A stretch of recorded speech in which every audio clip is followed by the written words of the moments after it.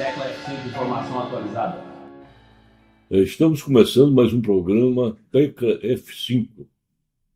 Aqui, um Momento Imobiliário, junto, essa parceria Tecla F5 e Momento Imobiliário, que está dando bons frutos.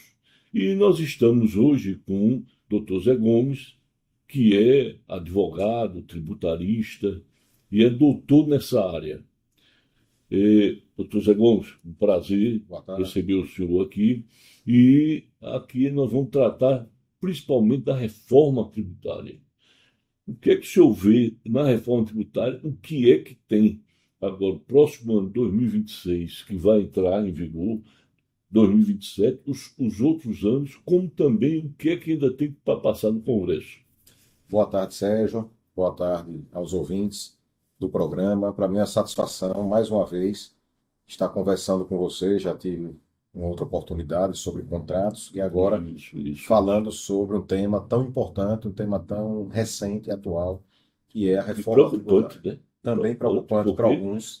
Porque é preocupante para o empresário, para a pessoa física, para o mercado imobiliário, que as informações que nós temos aqui vai aumentar a carga tributária, porque o que falaram aqui, a carga tributária ia diminuir, e o que a gente está vendo agora é que a carga tributária vai aumentar, principalmente para o mercado imobiliário. Então, Sérgio, para você entender melhor, para as pessoas entenderem melhor isso, é interessante que eu faça uma pequena contextualização da situação atual para entender como vai ficar.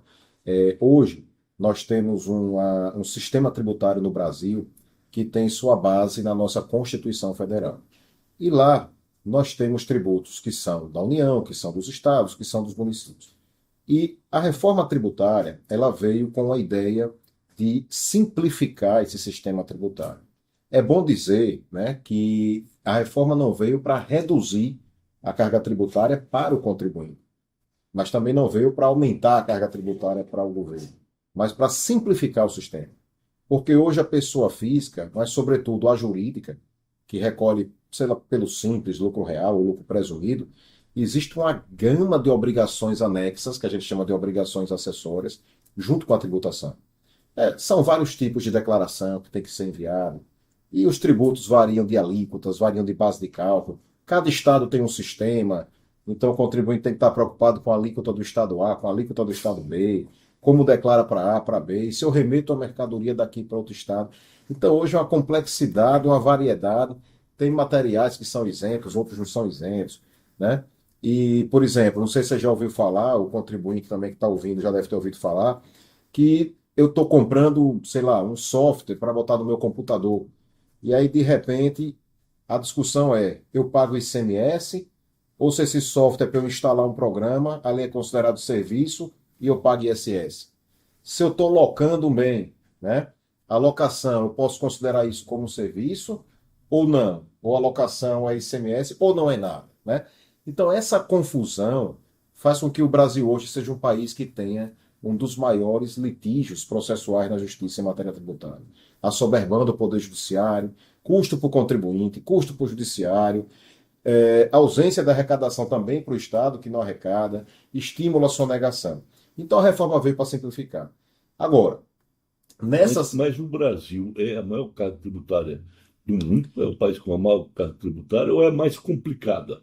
É a mais complicada, não é a maior, é uma das mais complexas, mas o problema não é o tamanho da carga tributária, porque no Brasil nós temos uma carga tributária realmente elevada, no cenário mundial, não é a mais, mas o problema também é a maneira como ela é colocada, é o desequilíbrio da carga tributária.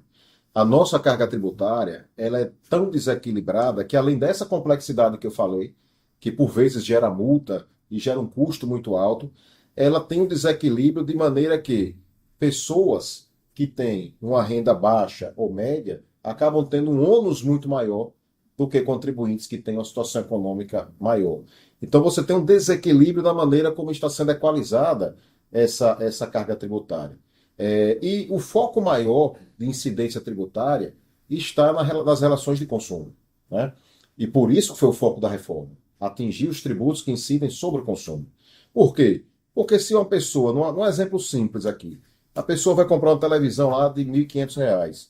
Se essa pessoa ganha, sei lá, R$ 50.000 por mês e o que ganha é um salário mínimo, eles pagam a mesma carga tributária sobre esse produto.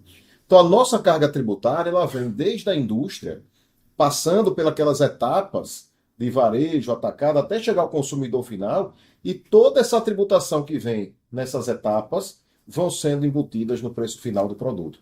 Então, o consumidor, quando vai no supermercado, quando vai numa loja, você não sabe exatamente que tributos estão incidindo ali, quanto é e o que eu estou pagando de tributo. Você paga o preço final. Então, você tem uma tributação que é toda por dentro, como se chama. O preço final ali é composto por uma gama de tributos que eu não sei o que é, muito menos o consumidor. Então, você não tem nenhum preparo para discutir isso e dizer, não, eu quero buscar isso aqui porque essa cobrança é indevida. Mas como eu vou fazer isso? Né? Como é que eu vou buscar isso se eu não sei o que foi repassado para mim? Então, e é a classe que mais consome no mercado aqui, no dia a dia, que vai ali no calçadão, que vai numa loja, é a classe média baixa. Então, você tem, na verdade, uma tributação que sufoca muito essa categoria de contribuintes. Então, a ideia foi o quê? A ideia foi simplificar. E nessa ideia de simplificação, a primeira ideia foi, vamos reduzir a quantidade de tributos e acabar com as dúvidas. O que incide sobre o quê? Qual é a alíquota do produto A? Qual é a alíquota do serviço B? Para acabar com isso, a ideia foi criar um imposto único, entre aspas. Era. Né? Porque diz que antes de 64 era o IVA, né? O IVA. Que era O imposto sobre valor agregado, né? É como é, por exemplo, nos Estados Unidos, na Argentina, na Europa, né?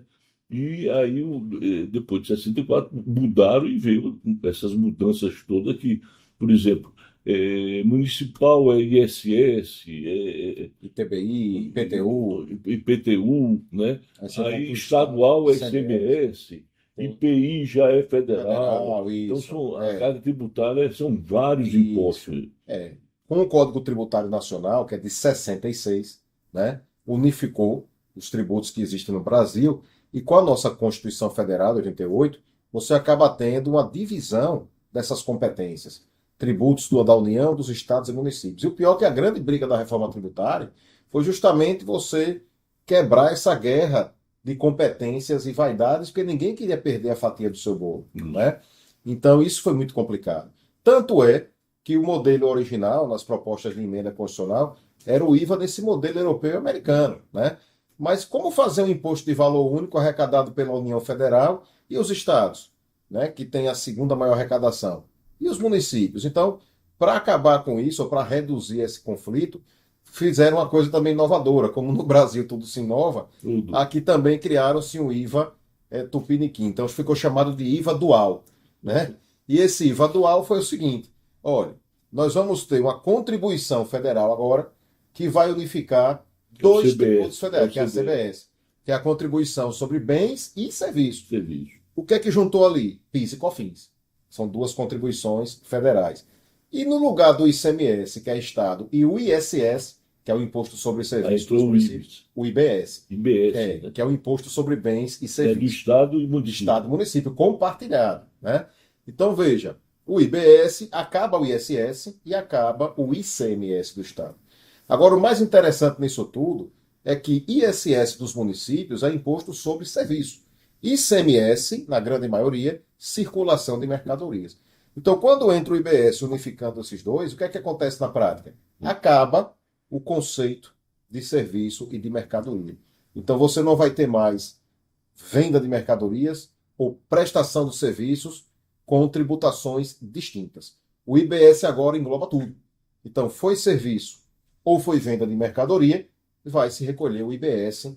A princípio, esse recolhimento vai ser feito por um comitê gestor nacional em Brasília, que vai ser criado para administrar, fiscalizar esses tributos, tanto IBS como CBS.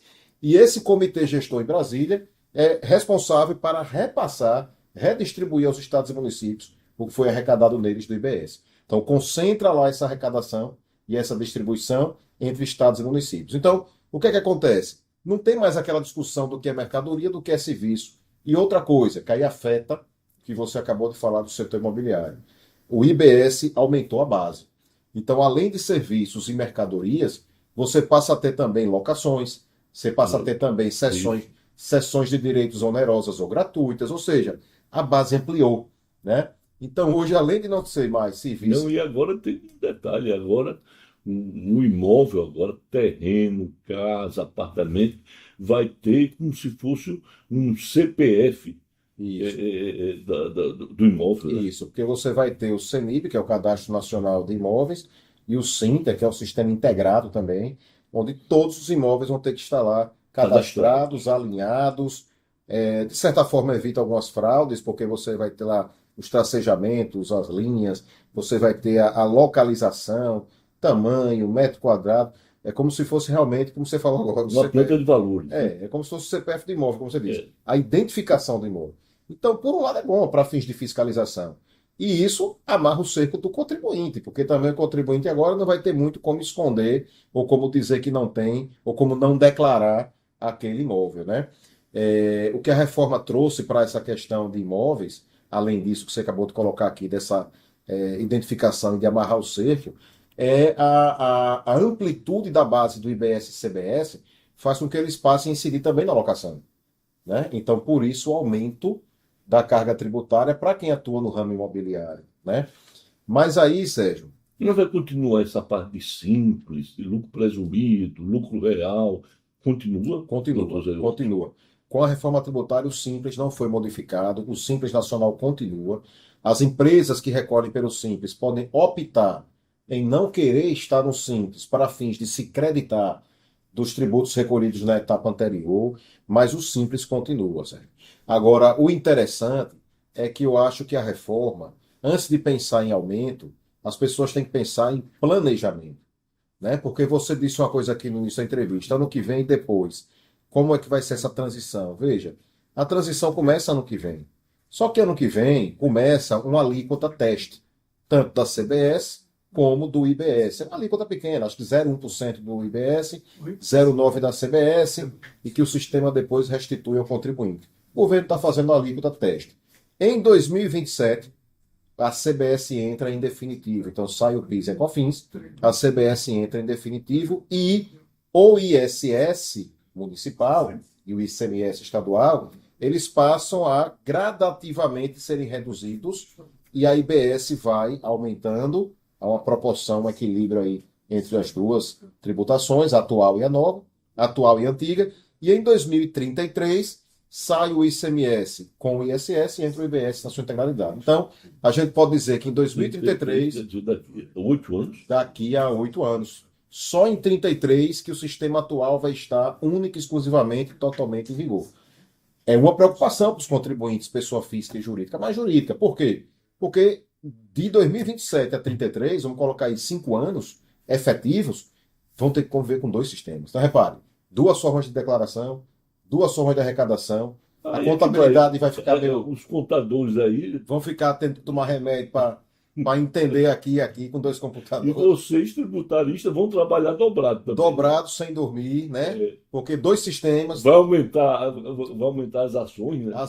Espero que não. Eu até acredito que a ideia da simplificação da reforma, Não, mas eu estou falando quando tiver os dois. os dois ao Sim, mesmo sim. tempo. Eu acho que num primeiro momento pode ser que até aumente o número de litígios.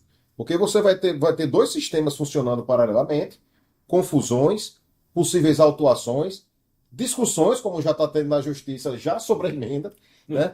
Então, no princípio, sim, mas eu acho que a longo prazo, ou seja, quando esse sistema estiver todo implementado e as pessoas acostumadas, quando eu digo pessoas, os técnicos que trabalham com isso, eu acho que a tendência é você ter uma redução dos litígios, uma redução das autuações, com essa simplificação do sistema. São menos tributos, né? Menos declarações e mais fácil de declarar e arrecadar. Por quê? Porque a base agora é uma só. Não tem mais serviço, mercadoria. É uma base. Locação, serviço, mercadoria é uma base só. Alíquota unificada. Então não tem mais aquilo, qual é a alíquota aqui? Qual é a alíquota daquele outro serviço? Né? Outra coisa, tem um princípio novo chamado neutralidade. Por exemplo, tudo aquilo que eu adquiro de insumo, tudo aquilo que eu compro para aquela atividade, eu me credito. Tudo aquilo que eu vendo ou que eu revendo, Aí não tem eu debito. Não tem bitributação. Não tem tributação, como tem hoje. Isso. Você vai ter aí hoje, implementada com a reforma de uma maneira mais ampla, a chamada não cumulatividade. Então, o que eu me credito aqui, eu vou debitar ali. A alíquota agora vai ser no destino e não mais na origem.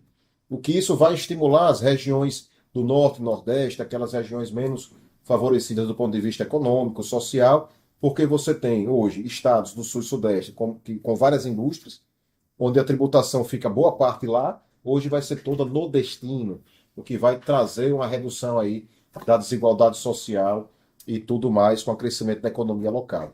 Isso também melhora, né? Com relação aos imóveis, Sérgio, o que eu falo de planejamento para todos é porque existe a necessidade hoje, nessa transição de 2026 a 2033, não só técnica, mas de planejamento estratégico. É hora de sentar agora e rever os contratos das imobiliárias, rever os contratos das incorporadoras, como estrategicamente é melhor para aquele contribuinte menor, até pessoa física que tem imóveis para alugar e vive dessa renda. Como é que eu me programo? Parece que tem alguma coisa também, por exemplo, se for mais de 3 imóveis, já aumenta. Então, Tem alguma coisa assim, aumenta a líquida, alguma coisa. Então, Sérgio, a Lei Complementar 214, que é a lei complementar que foi instituída esse ano, que regulamenta o IBS, a CBS e o IS, que é o imposto seletivo, né? Que é um imposto bem específico mesmo, com a finalidade voltada para tributar aqueles contribuintes que fabricam, É alienam. imposto seletivo. Seletivo, produtos que são nocivos à saúde, ao meio ambiente e tal. Mas veja, o regime específico que a lei complementar. Aí abrange bebidas, cigarros, né? Cigarros, bebida alcoólica, bebidas com alto teor de açúcar, gordura, e as questões que podem prejudicar ou poluir o meio ambiente, né? E aí vai ter uma regulamentação própria para isso, né? Mas em relação aos imóveis, Sérgio, veja, a pessoa física hoje, ela vai ter a possibilidade de, se ela tiver uma renda anual acima de 240 mil reais, não renda, melhor dizendo, um faturamento de aluguéis acima de 240 mil, aliado a mais de 3 imóveis alugados, ela já vai passar a ser contribuinte 240 mil ao ano. Aí ela já vai passar a ser contribuinte do IBS e da CBS, né? Quando a gente fala 240 mil anos, Sérgio, pode ser até um pouco mais, eu acho que vai chegar em 280 e poucos mil, porque a lei ela traz um redutor social, tá? Entendi. É um redutor sobre o valor da locação para reduzir. E outro detalhe, a alíquota estimada hoje do IBS, que vai ser a alíquota que soma do município com a do estado, vamos lá que fica em torno de 26,5%, 27%, que é o que se estima. Você vai dizer, mas o contribuinte... Pode tirar até 26, 28%. 28%, né? É o que o mercado imobiliário tem aumentado, teme, isso aí que aumentou, não é? Para o mercado imobiliário. Com certeza. E outra coisa, não é que vai aumentar 28%, não é que vai incidir 28%. Ou seja, a pessoa física que tem 4 imóveis alugando e ultrapassa os 240 mil anual de faturamento, não é 28% sobre isso, vai ter um redutor de 70%. Então, se você colocar isso 70% sobre 28%, né, você vai ter, acho que não chega nem a 10%, se a gente colocar no papel. Né, vai ter um aumento, mas não chega, não é 28%, vai chegar a uns 8% a mais em termos de custo tributário. Mas tem a possibilidade dela se creditar, caso haja, de insumos também, o IPTU, que é pago. Então você tem a possibilidade de ter creditamentos que não havia hoje e vai debitar, né? E os outros tributos que já incidem hoje continuam, que é o imposto de renda progressivo, normalmente. Se for pessoa jurídica, também vai ter o mesmo redutor de 70%. Só que pessoa jurídica não tem a questão da faixa mínima e da quantidade de imóveis, né? Mas vai ter o redutor de 70% também sobre o faturamento proveniente de aluguel, com a possibilidade também de se debitar. E aí é hora de pensar o seguinte: será que essa pessoa física deve permanecer como pessoa física? O cidadão que tem lá 5, 6, 7, 8 imóveis para ter uma renda de aluguel, compensa se manter na pessoa física? Quando joga o imposto de renda e quando joga o IBS-CBS? Como hoje, por exemplo, uma grande parte da área de serviço estão abrindo em empresas individuais. Sim, empresa individual, né? O que chama de pejotização, né?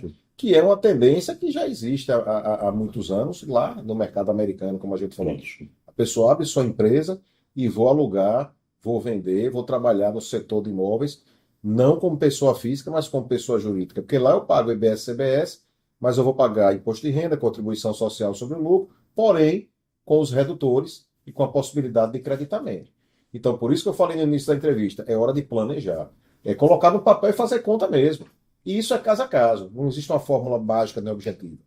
É sentar com o contribuinte e dizer qual é a sua situação hoje. Vamos colocar no papel as duas formas e ver qual é melhor para você. Então, cada caso é um caso. Cada caso tem que ser um caso que tem que fazer conta. A pessoa jurídica também que não tem muitos imóveis, Como é que é bom fazer um planejamento dessa pessoa jurídica? Será que não é bom migrar, né? Abrir uma outra É ou, porque eu ou já vi, por permanecer? exemplo, agora tá, a moda agora é abrir patrimonial, né? É uma Chamadas holding, holdings, né? proteção patrimonial. Mas eu já vi o governo falando que a partir do próximo ano já vai taxar também patrimonial, Então, a questão da nas patrimonial, holdings. a questão da patrimonial, o Supremo até está decidindo sobre, eu nem sei se decidiu essa semana, porque é recente, a não incidência do ITBI quando integraliza os imóveis na holding. Então, quando você entra como sócio de uma holding e integraliza o patrimônio imóvel, já não vai incidir o ITBI. Mas o problema da holding, a partir do ano que Não, vem, eu acho que ele já decidiu essa parte. Eu não estava sei se é da holding. Eu sei que incorporação está é definido. porque é uma previsão no Código Tributário Nacional desde 66, a não incidência do ITBI. Ah, é. Mas havia uma discussão que muitos municípios vinham cobrando, Muito que podem integralizar na Isso. holding, porque tem aquela discussão do valor histórico, do valor contábil e do valor real do bem, né? É. E aí o problema, talvez, que você esteja citando que pode ocorrer, é na doação de cotas dessa holding, porque a partir do ano que vem você já vai ter um aumento progressivo do imposto sobre doações, o ITCMD, que é do Estado, que as alíquotas vão variar até 8%, né, de 4% a 8%. Então você vai ter aí uma Por soberança soberança e e doações, né? doações. Então, para eu doar cotas no Arruda, E eu o vou ter. Sergipe já era 8%, né? Sergipe, eu acho que era 4, mas agora Não, mas já tem uma lei estadual mas tinha com uma essa lei progressão até da 8. progressão. Com até 8. Mas tem estados como São Paulo é 4%, então É. tem estados que vão migrar. E outros que são 2 vão migrar, né? E, além disso, as cotas da holding vão ser doadas pelo valor real, e não pelo valor contábil, né? Então, por isso que se diz que essa holding vai ser atingida, né? Por isso que é hora de programar também agora, porque a partir do ano que vem começa Já essa vi transição. pessoas, amigos meus, conhecidos meus, falando, estão apressando para ser até o final do ano, porque o governo já, por causa dessa mudança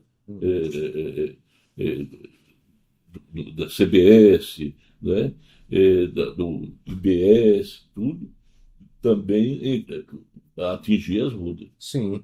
E outra E a coisa, Sérgio, a patrimonial. patrimonial. E outra coisa importante, Sérgio, imóveis por temporada. Pessoa que aluga imóvel até 90 dias, aqueles contratos de temporada, para veraneio, né? Dar umas férias e tal, vão passar a ser tributada pelo IBS e pelo CBS, com um redutor de 40% somente, enquanto a pessoa física vai ter um redutor Temporada também. temporada. Então vai ser equiparado à tributação da rede hoteleira.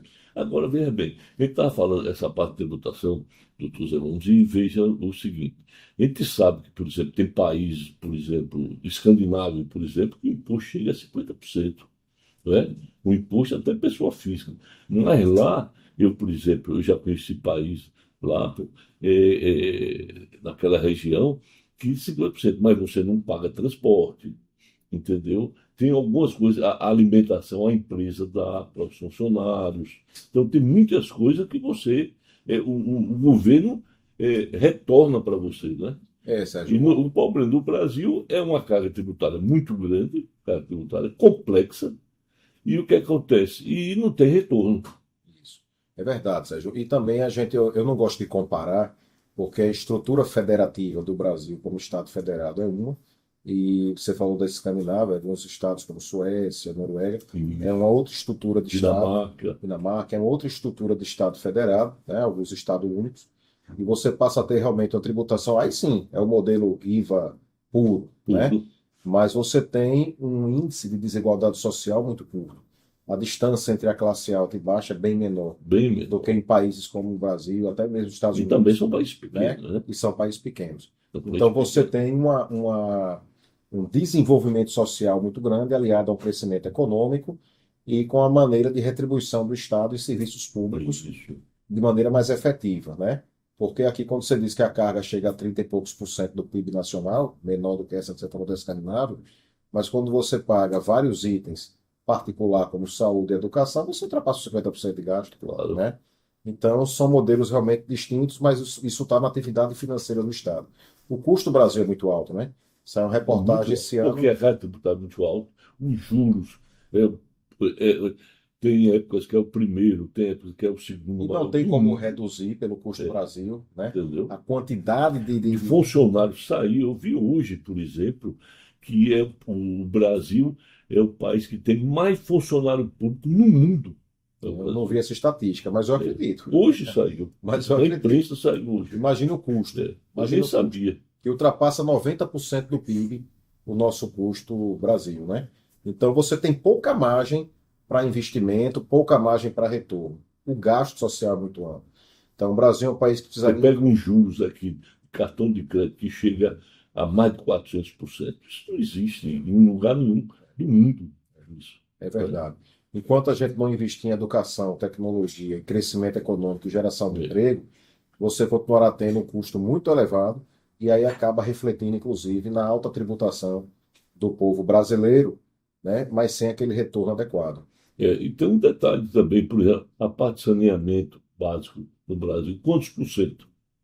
Não é? Não chega nem a 50% da parte de saneamento. Estrutura, né, que você fala? A estrutura, Sim. entendeu? Então, o governo, é o que o senhor falou, agora não tem como investir, né? Só se pegar empréstimos internacionais, alguma coisa assim. Que aumenta Os estados, a dívida municípios. pública. Agora, o que eu vejo, eu já vi brasileiros falarem nos Estados Unidos, por exemplo, por que é que a coisa funciona melhor lá.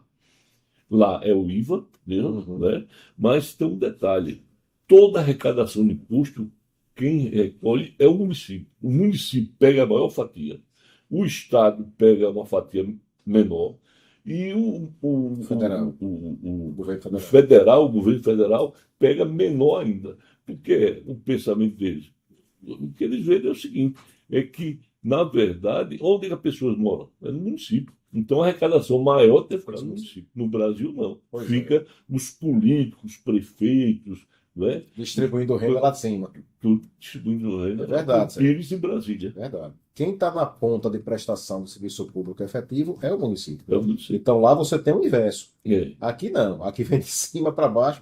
E tem municípios aqui que só sobrevivem por conta do FPM, do Fundo de Participação de Município. Que é o Tem município, não, uma grande parte parte. dos municípios sobrevive dos repasses.